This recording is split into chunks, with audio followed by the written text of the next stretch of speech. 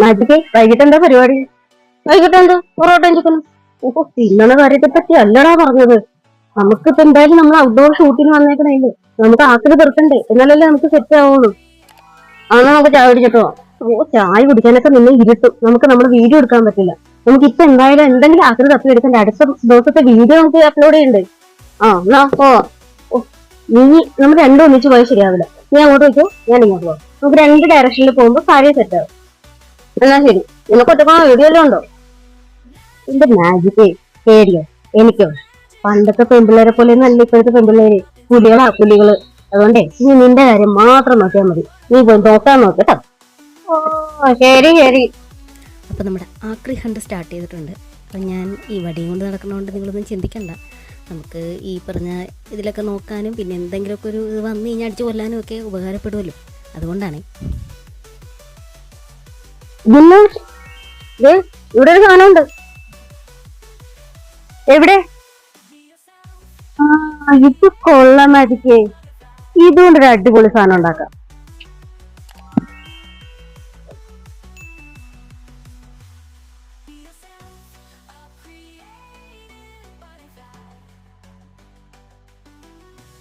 ഒരു തയ്യറൊക്കെ കൊണ്ടുവന്നിട്ടുണ്ടേ. കാരണം പല പല ഇതിൽ നിന്ന് എടുക്കുകയാണല്ലോ നമ്മൾ ആക്രികൾ.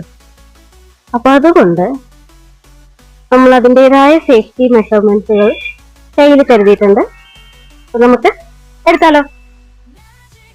അപ്പോ ഫ്രണ്ട്സ്, ഇതാണ് നമ്മുടെ മാജിക് കണ്ടുപിടിച്ചു തന്ന കിടിലൻ ഐറ്റം, നമ്മുടെ ഐസ്ക്രീം ബോൾ. അപ്പൊ ഇതുകൊണ്ട് നല്ല അടിപൊളി ഒരു ക്രാഫ്റ്റ് ചെയ്യാം. അപ്പൊ വെയിറ്റ് ആൻഡ് സീ.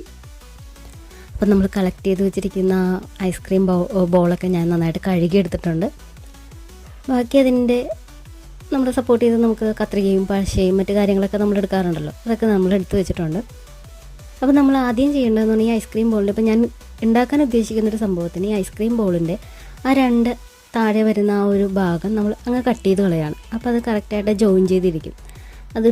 ആ കറക്റ്റ് ലുക്ക് കിട്ടാൻ വേണ്ടിയിട്ട് ഞാൻ ആ ഭാഗം അങ്ങ് കട്ട് ചെയ്ത് കളയാണ്. അത് രണ്ടും വേണമെങ്കിൽ രണ്ട് ബോളിൻ്റെയും കട്ട് ചെയ്യും, വലിയ ഒരെണ്ണം മാത്രം കട്ട് ചെയ്താലും മതി, കുഴപ്പമില്ല. എന്നിട്ട് ഇതുപോലെ അത് ജോയിൻ ചെയ്ത് വെക്കാൻ വേണ്ടത്. അപ്പോൾ ഒരു പശ വെച്ചിട്ട് നമുക്കത് ജോയിൻ ചെയ്ത് വെക്കാം. ജോയിൻ ചെയ്യുന്നതിന് മുമ്പ് ഇതിൽ ഒരു ഭാഗം, അതായത് നമ്മൾ താഴെ വെക്കുന്ന ഒരു ഭാഗം ഏതാണോ ആ ഐസ്ക്രീം ബോളിനകത്ത് നമുക്ക് കുറച്ച് കല്ല്, അതായത് താഴെ മാത്രം ഇതൊന്ന് നേരെ നിൽക്കാൻ ആ രീതിയിൽ താഴെ മാത്രം നിറച്ച് വെക്കരുത്. താഴെ ഭാഗത്ത് മാത്രം കുറച്ച് കല്ല്, ചെറുതോ വലുതോ എങ്ങനത്തെ ആയാലും നമ്മൾ കല്ലിട്ടിട്ട് ഒരു വൈറ്റ് പേപ്പർ, ഇത്തിരി കട്ടിയുള്ളൊരു പേപ്പർ റൗണ്ടിൽ കട്ട് ചെയ്തിട്ട് ഈ നമ്മൾ കല്ലിട്ടിരിക്കുന്നതിൻ്റെ മേളിലങ്ങ് ഒരു പശ വെച്ച് അതിൻ്റെ മേളിൽ ഒട്ടിച്ച് വെക്കണം.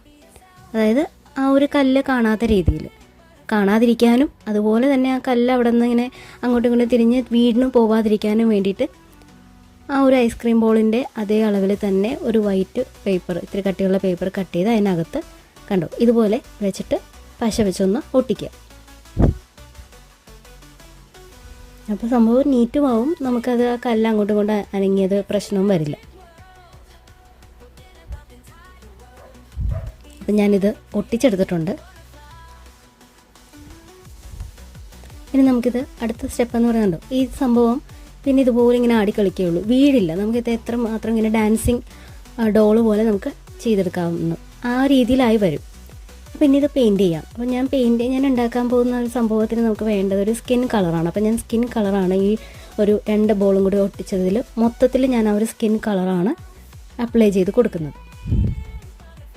അത് മൊത്തത്തിൽ അത് പെയിൻറ്റ് ചെയ്ത് അതൊന്ന് ഉണങ്ങി കഴിയുമ്പോൾ അതിൽ കുറച്ച് കണ്ണും മൂക്കൊക്കെ വരച്ച് കൊടുത്തിട്ട് അതൊരു ആൾ രൂപമായിട്ട്, അതായത് ഒരു കൊടവേരൻ പട്ടരായിട്ടാണ് ഞാൻ സെറ്റ് ചെയ്തെടുക്കുന്നത്.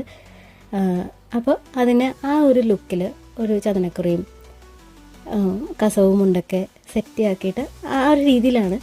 ഇതിലെനിക്കൊരു അബദ്ധം പറ്റിയതെന്ന് പറഞ്ഞാൽ പെയിൻറ്റ് ചെയ്യുന്നതിൻ്റെ പകുതി എത്തിയപ്പോൾ ഞാൻ ഷൂട്ട് ചെയ്തതിൻ്റെ ക്യാമറ ഓൺ ചെയ്യാൻ മറന്നു പോയിട്ടുണ്ടായിരുന്നു. അപ്പോൾ അതുകൊണ്ട് തന്നെ മൊത്തത്തിൽ നിങ്ങൾക്ക് ആ ഒരു വീഡിയോ ഇതിൽ അവൈലബിൾ ആയിരിക്കില്ല. ഒരു കുറച്ച് ഭാഗം കഴിഞ്ഞാൽ പിന്നെ വരുന്നത് ഫൈനലായിട്ടുള്ള ഒരു ലുക്കായിരിക്കും. അതിൻ്റെ മെയിൻ റീസൺ ഇതാണ്. കണ്ടോ, ഞാൻ ഇതൊക്കെ ചെയ്യുന്നത് ഷൂട്ട് ചെയ്തെങ്കിലും ഞാൻ ക്യാമറ ഓൺ ചെയ്യാൻ മറന്നിട്ടാണ് ഞാൻ ഷൂട്ട് ചെയ്യാമെന്ന് കരുതിക്കൊണ്ടാണ് ഞാനിത് മുഴുവൻ ചെയ്തു വെച്ചത്. അപ്പോൾ അതുകൊണ്ട് അതെനിക്ക് മിസ്സായിപ്പോയി. പിന്നീട് ചെയ്തെടുക്കാൻ എനിക്കാകെ 2 ഐസ്ക്രീം ബോൾ മാത്രമേ കിട്ടിയുള്ളൂ. അപ്പോൾ അതുകൊണ്ട് ചെയ്യാനും പറ്റിയില്ല.